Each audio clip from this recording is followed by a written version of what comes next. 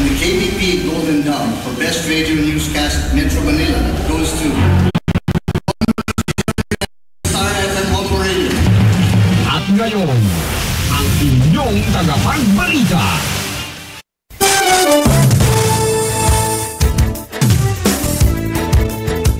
Magandang umaga Pilipinas sa namang oras sa buong mundo. Narito ang Bombo Network News Morning Edition, araw na Martes, Abril 16, 2019 sa ulo ng ating mga balita. Pagkasunog ng tanyag na simbahan sa Paris, France, nagawa pa mula 13th century, hindi raman tuturing na sinadya. Mga lider ng simbahan labis na kinalungkot ang pagkasunog ng sentro ng reliyon sa Europa na nagkataon pa na Semana Santa. Sa Pilipinas naman, patay ang mag-ina matapos nasunog ang kanilang bahay doon po naman sa Rojas City.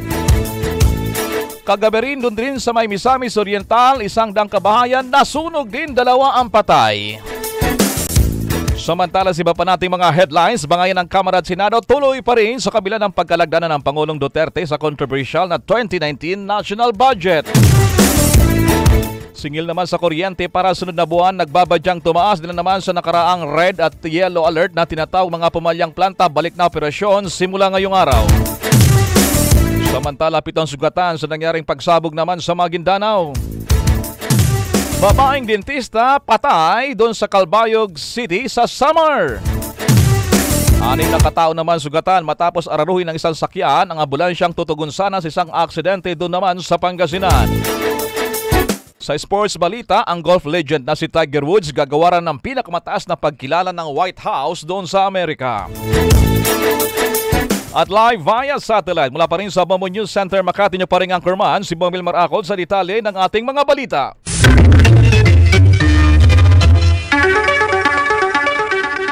Pumalo na sa halos 1,050 ang naging buhos ng mga pasero, 150,000 na sa mga pantalan at bus terminals. Batay sa monitoring ngayong umaga ng Department of Transportation, pinakamarami pa rin sa mga namataang pasero at sa kanilang monitoring ay natala sa may bagay ng Western Visayas Region na may halos 20,000 na ng mga pasahero. Aabot naman sa mayigit 12,000 na nagtungo sa Southern Tagalog, habang mayigit naman 11,000 sa may bagay ng Central Visayas. Sa pagtaya ng Philippine Coast Guard spokesman Captain Arman Balilo sa panayam ng Bombo Radio, bukas pa talaga ang inasahan nilang peak ng biyahero o kaya naman biyahe. Kasi daw ay kaya mahigpit nilang itong binabantayan, lalo na at mayroon ding mga empleyado na meron lamang half day sa araw po naman ng Miyerkules o Miyerkules Santo. Sa mga airports naman, lalo na dyan sa Ninoy Aquino International Airport, pinayuhan pa rin ng mga otoridad na mas maging maaga para naman hindi raw maging abala. Samantala, sa iba nating mga headlines, mga kaibigan, bangayan ng Kamara at Senado tuloy pa rin sa kabila ng paglagdanan ng Pangulong Duterte sa controversial na 2019 national budget. May follow pa si Bombo Dennis Samito. Tuloy pa rin ang patot sa dahan ng 2 kapulungan ng Kongreso sa kabila ng formal ng pagkakalagda ng Pangulong Rodrigo Duterte sa 2019 national budget.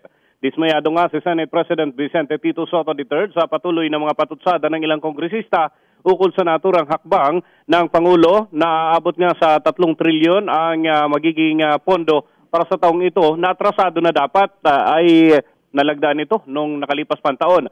Dito ay nabito kasi ng Chief Executive ang nasa 95 billion na insertions ng lower house.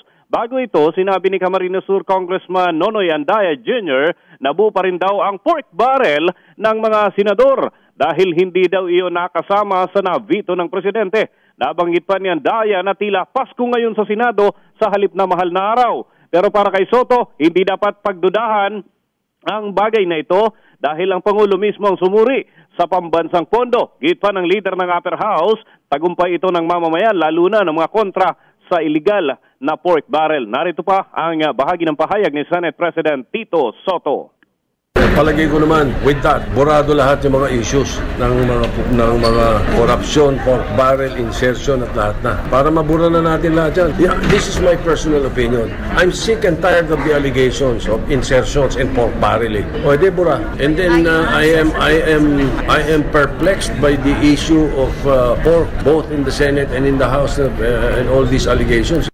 Tinig ni Senate President Vicente Tito Soto III. Samantala ay sa pahiwatig naman ng ilan pang mambabatas mula sa mababang kapulungan ay iginigit pa rin nila na hindi pork barrel ang naging insertions sa kanilang panig dahil ito raw ay para sa Armed Forces of the Philippines at hospital facilities na kinakailangan naman ng taong bayan, ngunit hindi daw ito pinakinggan ng mga senador kaya't inaakusahan sila na nagkaroon ng insertions ng pansariling pork barrel. Para sa Bombo Network News, Bombo Dennis Hamito nag-uulat para sa Pambansang Radyo ng Pilipinas, Basta Radio, Bombo. Bombo Dennis, para sa kalaman natin, listeners, bakit tinawag siyang insertion, Bombo Dennis? Sapagkat matapos yung bicameral conference committee meetings, ay nagkaroon pa ng ilang pagbabago, ng ilang adjustment, yung lower house dun sa naturang reconciled version. Ito yung inalmahan ng mga senador, kaya umabot ng napakahabang panahon yung debate. Grabe, no? Oo,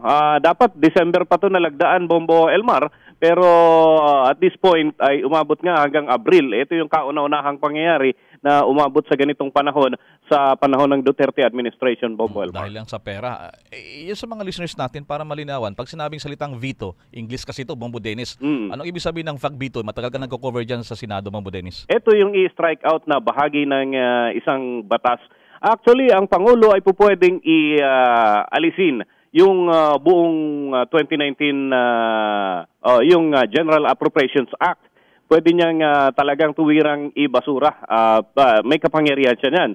Pero etong ginawa dito, ilang portion lang, parang line item yung naging pagtanggal ng Pangulong Duterte dahil nakitaan niya ito ng ilang mga provision na hindi kasang-ayon doon sa kanyang inaasahan. So ganyan yung naging hakbang niya. Actually, Bombo Elmar, mamaya may mga dagdag pang pagpapaliwanag dyan mula sa panig ng Malacanang dahil magre-report din si Bombo Raymond hinggil sa mga bagay-bagay dito sa 2019 national budget. At initially dito, masaya, no? Yung mga empleyado ng gobyerno, tuloy na yung tinatawag nilang increase at baka retroactive yan, Bombo Dennis, at iba pang mga bagong batas na popondohan, ano? Lalo na itong Southeast Asian Games na kailangan ng mahigit 5 bilyong piso. And of course, yung election na paparating, Bombo Elmar. Dahil yung mga Board of Election Inspectors, wala pa naman talagang ina-expect na kung saan bahuhugutin yung kanilang sasahurin. So ngayon, kasi wala yan sa budget ngayong taon, ano, kung hindi na ipasa yan. Yun. Yun nga lang pambili ng stamps. Oo, yung pambili ng stamps dahil ngayon nagpapatuloy na yung overseas absentee voting, milyon-milyon din yung halaga. Hinugot muna yun sa savings ng Commission on Elections. Hindi naman tatagal yung pondo na savings ng COMELEC kung doon huhugutin lahat ng kinakailangan, Bombo Elmar. So yan mga kaibigan, kalaghan po kung bakit itong 2019 national budget ay talaga naman ay naabala ng gusto, nabalam bago naman nalagdan na rin kahapon ng Pangulong Rodrigo Duterte.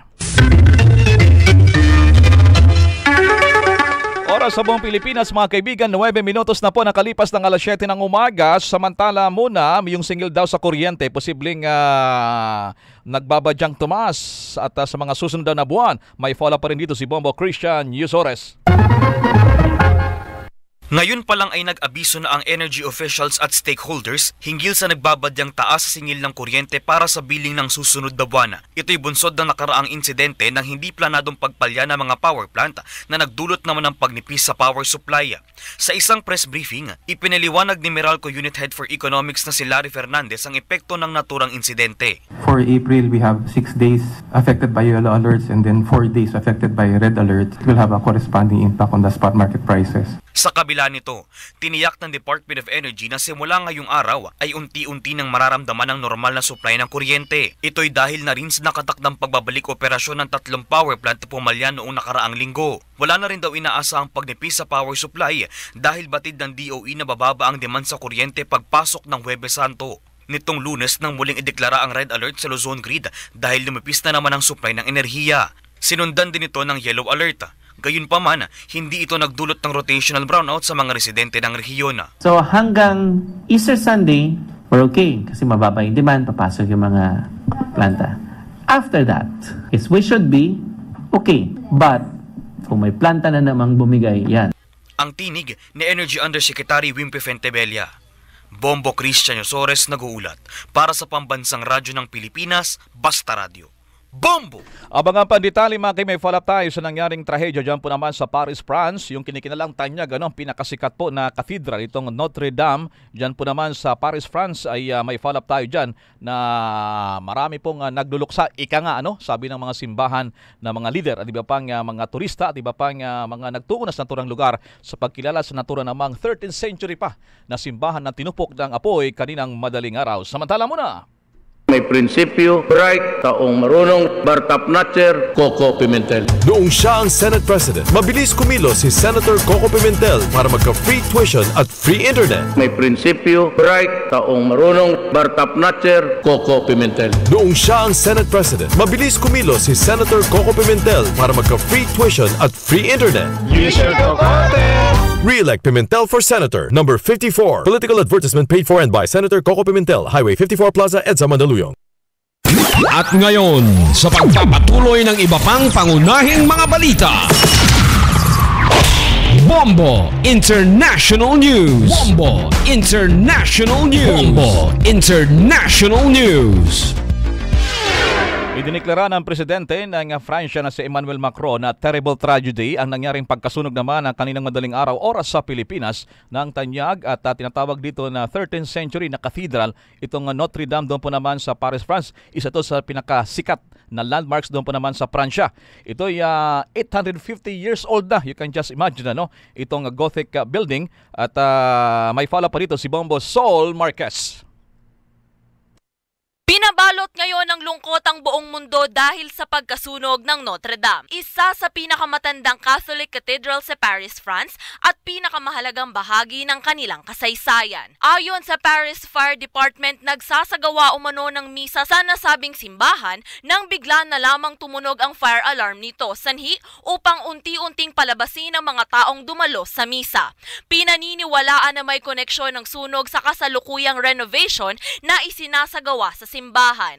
Ginagawa naman ng mga otoridad ang lahat ng kanilang makakaya upang i-recover ang mga mahahalagang artwork at artifacts sa likod ng cathedral na halos ilang daang taon na. Wala namang nai-report na namatay o nasugatan dahil sa sunog. Ngunit sa kasawiang palad ay hindi na nailigtas ng mga bumbero ang 90-meter spire o ang tulis na nakatutok sa kalangitan at sumisimbolo ng prestihiyoso at mayamang kasaysayan ng Kristyanismo. Tuwing Semana Santa ay nakagawian na ng simbahan na isa publiko ang ilan sa makasaysayang relics nito. Kasama na rito ang Holy Crown na pinaniniwalaan ng karamihan na mula sa Crown of Thorns na sinuot ni Jesus. Itinuturing naman ni French President Emmanuel Macron na isang malagim na trahedya ng kanilang bansa ang nangyaring pagkasunog. At nag-anunsyo na maglulunsad ito ng international fundraising campaign upang muling itayo ang Notre Dame Cathedral. Bombo Sol Marquez, nagulat para sa Pambansang Radyo ng Pilipinas. Basta Radyo, Bombo! Bombo Police Report. Police Report. Bombo Police Report. Bombo Police Report. Doon sa tayo sa lalawigan ng Capiz, lalo dyan sa Rojas City, meron pong mag-ina ang nasawi sa nangyaring sunog. Nasa linya ang Bombo Radyo Rojas.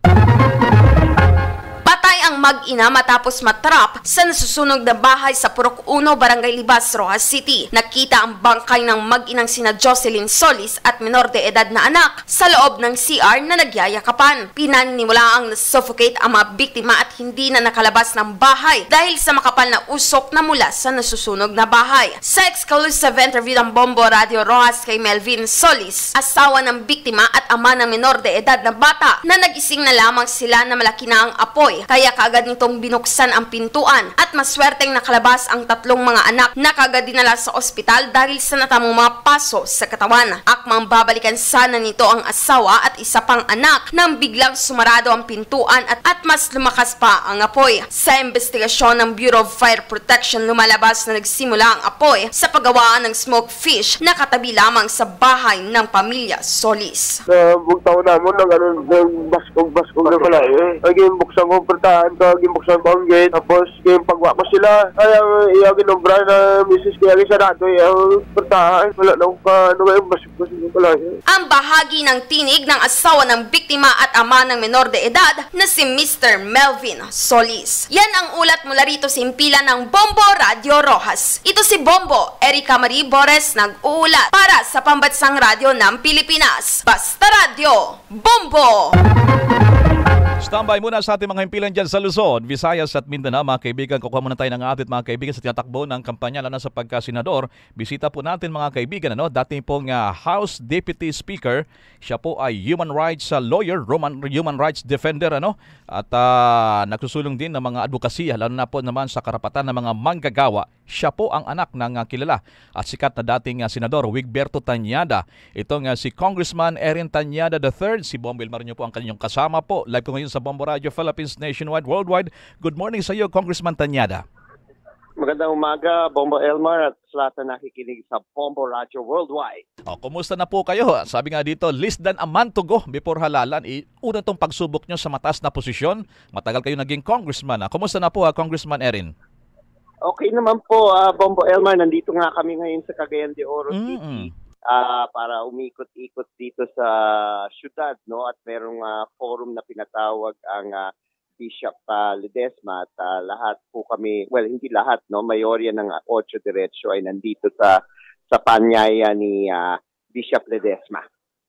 Opo, kamakailan po ay nababanggit ng isang lokal na opisyal na lahat naman daw na tumatakbo ay mga sinungaling. Gaano po kahalaga ang pagkakaroon ng isang, yung honesty ng isang kandidato para po sa inyo, Congressman Erin Tañada, sir? Alam mo, mahalaga talaga yung usapin ng honesty Dahil nakalagay sa ating saligang batas, public office is a public trust. Ngayon, kung sinungaling ang isang lingkod bayan at magnanakaw, paano natin pagtitiwalaan yun?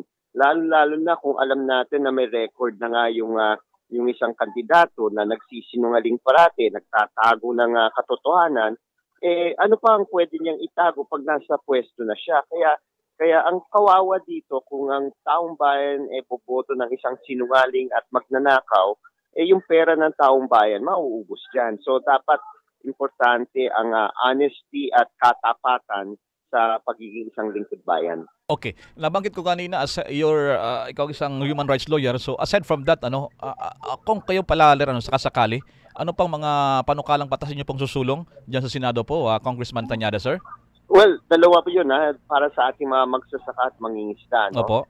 At manggagawa. Ang magsasaka po, kailangan po natin tulungan ngayon ng ating mga magsasaka. Umiiyak na po sila dahil sa rice tariffication. Ang bilihan po ng palay ngayon ay nasa 12 pesos hanggang 14 pesos na lang. So ito ay lalong tutulak sa kanila sa kahirapan dahil alam natin importation ngayon ang ginagawa ng ating gobyerno para sagutin yung pagtaas ng presyo. Mali yun. Ang kailangan po natin tulungan ang ating mga magsasaka, i-subsidize natin yung mga pangangailangan nila at bababa po rin yung presyo dahil mas makakatulong sa production ng mga magsasakayan. Sa manggagawa po, malapit na po ang Mayo 1. Kailangan po natin tutukan at tanggalin na po yung usapin ng ENDO, ang contractualisasyon. Isulong yung security of tenure bill at syempre po yung usapin ng minimum wage para sa buong bansa. Kailangan magtanong na tayo, makatarungan pa ba yung iba-ibang minimum wage sa iba't ibang mga region? Kung titignan po natin, pag pinag-uusapan po gasolina nationwide, pagtaas, pagbigas nationwide, pag kuryente sa probinsya, kung minsan mas mahal pa kaysa Metro Manila. Pero ang tanong ng mga manggagawa sa iba't ibang mga parte ng bansa, bakit ang minimum wage sa Metro Manila 537, pero sa iba't ibang probinsya, hindi pa nga umaabot ng 400. So ito yung kailangan tutukan rin po natin para mabigyan ng pagkakataon rin yung mga manggagawa na nanggagaling sa probinsya. Okay, Congressman, nababanggit mo yung usapin sa mga magsasaka, mga mangingisda dyan. Sila pong tinatamaan itong tuwi na lamang ay tagtuyot, okay naman ay El Nino. Anong dapat na gawin para sa atin dito sa ating pamahalaan, lalo para sa ating mga natura ng mga sektor, langlipunan, Congressman Erin Tañada, sir? Yes, Bombo Elmar. Alam mo, meron na akong panukalang batas dati na naging batas na, yung tinatawag na People Survival Fund. Yan po yung makakatulong sa ating mga magsasaka at mangingisda. It is a 1 billion fund na pwede po nilang i-access sa Climate Change Commission para labanan po yung effect ng climate change dito sa ating bansa para mapababa yung pagtuyot, no? So itong pondo ay pwede paggamit sa irrigation, pwede paggamit sa flood control, pwede pang gamit sa pagtatayo ng mga solar panels para mapatakbo natin yung tubig kung yan po ay manggagaling sa ilalim ng lupa. So sayang itong pondong ito. Imagine 1 billion every year na hindi ginagamit ng ating mga local government units, no? Na sana makakatulong para lalong gumaan ang problema nila sa pagtuyot o drought pag dumadating ang tag-init. So ito yung pwede po nilang gamitin. So anong patil na ahensya dyan na dapat yung pinabagit nyo dapat magkasikaso rito, Congressman Erin, sir? Well, local government unit, yung mga up to the barangay level. Alam mo, Bombo Elmar, yung People Survival Fund, napasa ko po yan 2012. Alam mo, okay. Only 17, no? 17 local government units since 2012 ang may alam dito sa batas na ito at nakinabang dito. Kaya nga, kulang sa pagpapaalala sa ating mga local government unit dito sa pondo na pwedeng makatulong sa kanila. Alright, on that note, Senatorial Ball, dating Congressman Erin Tañada, maraming salamat. Good morning po sa inyo, Congressman Tañada, sir. Maraming salamat, Bombo Elmar. Ito po si Erin Tañada, number 59 sa Balita. Maraming salamat din po. At mga kaibigan, nakatid po sa atin yan sa oras na 22 minutos na po nakalipas ng alas 7 ng umaga.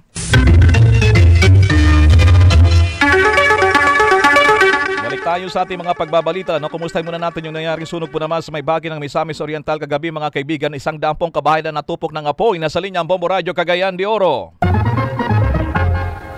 Tinupok ng apoy ang humigit kumulang 100 mga bahay sa San Antonio, San Misamis Oriental kagabi. Umabot sa ika-4 na alarma ang sunog na nagsimula alas 3:40 ng hapon at napula mga alas 8:15 ng gabi. Sa panayam ng Bombo Radio Cagayan de Oro kay SFO3 Edsel Salvania, hipin ng Hasaan Fire Station, naging pahirapan ang pag-apula sa apoy dahil sa kitid ng daan at dikit-dikit na mga bahay. Ayon kay Salvania, namatay sa naturang sunog sina Simplicio Pasahe, 63 anyos, at ang apo nito na si Julian May Torres, 8 taong gulang.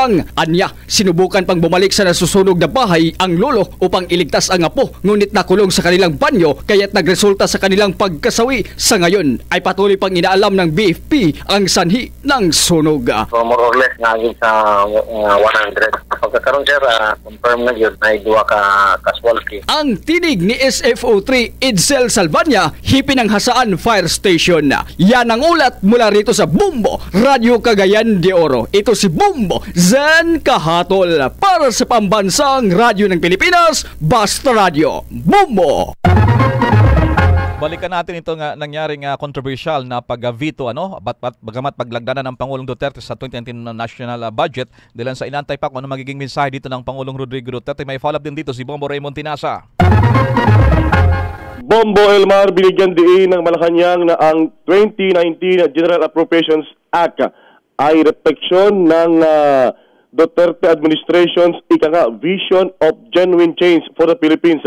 Kung saan daw sinabi ng Secretary Salvador Parelo, ito ay nakapaloob yung epektibo at episyenteng delivery ng mga programa, proyekto at public services para sa sambayanang Pilipino. At katunayan nga daw sa kanyang commitment ni Pangulong Duterte sa kanyang constitutional duty ay vinito or pinawalang saysay, pinawalang bisa ng Pangulong Duterte ang ilang mga appropriations na ituturing nila sang-ayon sa batas at jurisprudence na bilang mga rider provisions o kaya ay walang kinalaman sa partikular na alokasyon o kaya ay layunin itong amendahan ang nakapaloob sa saligang batas at partikular na vinito or line veto ng Pangulong Duterte ay yung appropriations para sa Department of Public Works and Highways nga na nagkakahalaga ng 95 billion 374 million pesos at ito raw kasi ay labas sa government's program priorities. So hindi raw ito bahagi ng priority projects ng administrasyon. At ito pa, mahalaga din ito, Bombo Elmar, subject sa conditional implementation, yung ilang mga alokasyon, particular, yung una, allowance at benefits ng mga pampublikong guro, yung paglikha ng bagong teaching positions, construction ng evacuation centers, funding para sa foreign assisted projects, revolving fund at lump sum appropriations para sa mga iba't iba pang mga capital outlays o mga tulong sa mga local government units, Bombo Elmar. So, inaabangan natin today yung veto message ni Pangulong Duterte sa Kongreso at malalaman natin mas detalyado yung mga isinailalim ni Pangulong Duterte sa line veto. Para sa Bombo Network News, Bombo Raymond Tinaza nag-uulat para sa Pambansang Radyo ng Pilipinas, basta radyo, Bombo! Abang nga panditali mga kaibigan, babaeng dentista pinatay doon sa Samar, samantala muna. Di mo lang alam, matagal nang tumutulong sa amin si Mar Rojas. Binaba niya ang presyo ng gamot para sa aming may edad na. Tinanggal din niya ang buwis ng mga may minimum wage. At kahit itong si Ryan, na akala ng marami magiging tambay, nakahanap ng trabaho sa mga call centers na itinaguyod ni Mar. Nay, pasok lang po ako. Marami nang nagawa. Marami pang magagawa si Mar Rojas. Aming ekonomista. At ngayon, sa pagpapatuloy ng iba pang pangunahing mga balita. Doon muna tayo sa may lalawigan ng Samar. May update po rin ang Tacloban sa nangyaring pagbaril patay sa isang babaeng dentista na sa linyang Bombo Radio Tacloban. Patuloy pang inaalam ng otoridad kung sino ang responsable sa pagbaril patay sa isang babaeng dentista sa Barangay Rawis, Calbayog City, Samar kahapon. Kinilala ang biktima na si Dr. Vicky Romhor, 69 taong gulang at nakatira sa naturang syudad. Batay sa kapulisan ng Calbayog, napauwi na sana ang naturang biktima sakay ang kanyang Mitsubishi Strada nang bigla itong harangan ng hindi matukoy na mga gunmen at pinagbabaril sa kanyang mukha ng maraming beses ang biktima.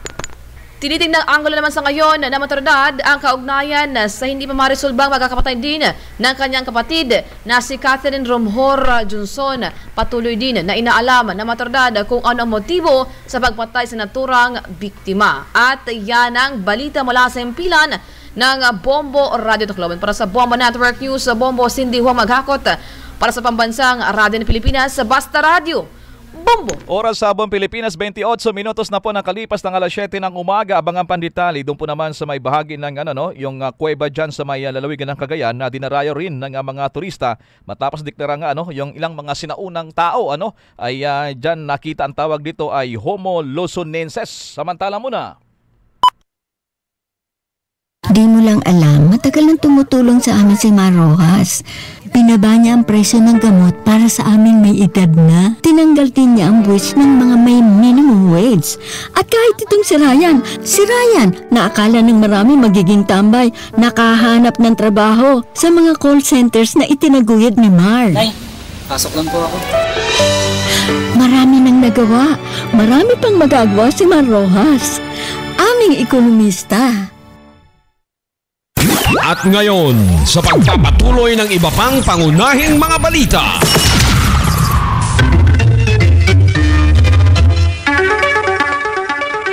Aabot naman sa libo-libong halaga ng kagamitan at pera na tangain ng mga kawatan sa isang bahay sa Tondo, Maynila. Ayon sa mga biktima, iniwan nilang walang tao sa kanilang bahay dahil sila ay nagbakasyon sa isang resort sa Laguna. Laking gulat na lamang nilang dumating sila ay nagkalat na ang mga gamit sa kanilang bahay at nawawala ng mamahaling mga gamitan tulad ng pera, relo at iba pa katulad ng cellphone. Hindi na lang dumaan sa bintana ang sospek at sinamantala ang kawalan ng tao sa bahay. Samantala ay sana'y magsilbing paalala ito doon sa mga nagbabakasyon po na hindi basta-basta na ganun na lamang na magkampante sa pag-alis niyo sa inyong bahay. At dapat po ay ipagpaalam katulad na lamang sa kapitbahay o kaya naman ay huwag ipaalam din sa mga internet na kayo po ay nasa bakasyon at lalo na samantalahin po kayo nitong mga masasamang loob. Doon muna tayo sa may lalawigan ng Cagayan. May follow-up tayo doon po naman sa tinagurang Callao Cave kung saan nahukay din ng mga sinaunang tao. May follow-up dito ang Bombo Radio Tugigaraw. Dinadagsa na umano ngayon ng mga turista ang Calao Cave sa Peña Blanca, Cagayan. Ayon kay Chodolfo Babaran, Calao Cave Supervisor, umabot na sa halos 1,000 turista ang nagtungo sa Calao Cave ngayong buwan lamang ng Abril. Sinabi niya na tiyak na mas marami pa ang dadagsa ngayong Semana Santa at sa susunod pang mga araw matapos na magilaman ng balita ang Calao Cave kaugnay sa pagkakahukay ng mga buto at ngipin ng mga sinaunang uri na matao na nabuhay ng 67,800 ang nakalipas na tinawag na Homo luzonensis. Dahil dito mahigpit ang kanilang ginagawang pagbabantay upang matiyak ang kaligtasan ng mga turista at walang magkakalat sa loob ng kuweba. Vandalism ang number 1. Magdala ng pagkain, yun talaga ang bawal. Tubig lang pwede, nadadalhin. Balita mula dito sa Bombo Radyo Tugigaraw para sa Bombo Network News. Bombo Grace Magsilaw Karag para sa Pambansang Radyo ng Pilipinas, Basta Radyo. Bombo! Bombo International News. Bombo International News. Bombo International News. Balikan natin itong iconic na Notre Dame Cathedral na sunog kanyang madaling araw sa Paris, France. Tinawag ngayon ng Paris Prosecutor's Office na accidental destruction by fire ang nangyaring pagkasunog ng malaking bahagi naman ng iconic Notre Dame Cathedral na ginawa pa noong 13th century. Una nang sinabi ni France President Emmanuel Macron na terrible tragedy na nangyari kanina kung saan nga agad na naglunsad na ng international fundraising scheme upang itayo muli ang cathedral na nagawa noong pang 13th century o 850 years. Samantala, marami pa ring OFW sa Libya ang tutol na sumailalim sa forced evacuation kahit napipinto ang pinaknatakutan naman na civil war. May follow-up dito ang Bombo Radyo Kawayan.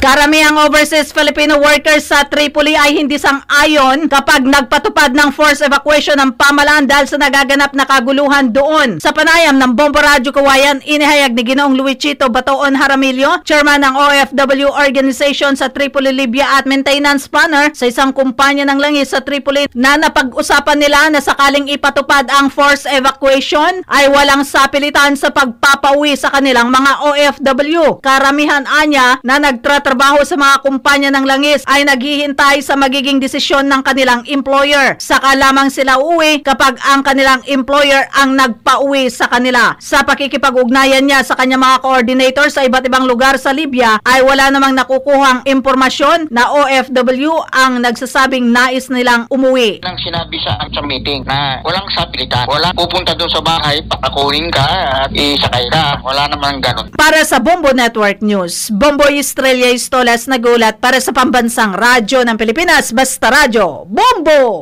Bombo Business News. Bombo Business News and Foreign Exchange Update. Inilabas na po ng Department of Labor Employment ang Implementing Rules and Regulations o IRR para sa batas na tinaguriang work from home. Maging epektibo na sabing batas 15 araw matapos na ito ay may lathala naman sa mga national dailies. Sinabi ng Labor Secretary Sylvester Bello III na kasad sa nasabing kasunduan ng hindi pagbaba o pagbaba sa minimum na pamantayan sa paggawa ng tinagda naman ng batas.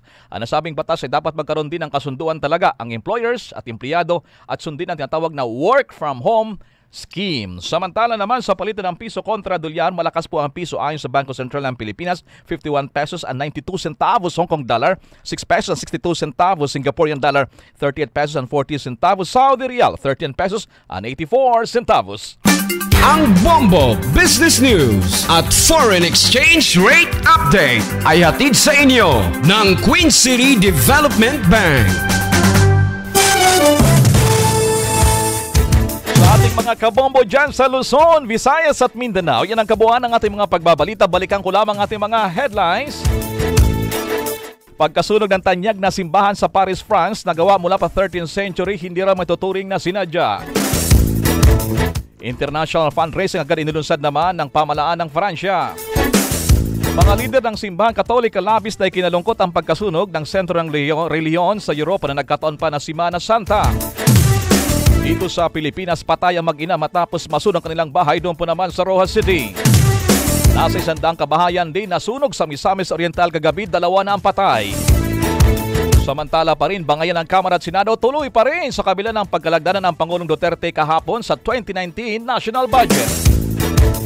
At live nationwide, worldwide mula sa Bombo News Center, Makati niyo pa rin ang kurman. Ito si Bombel Maracol para sa Pambansang Radyo ng Pilipinas, Basta Radyo, Bombo!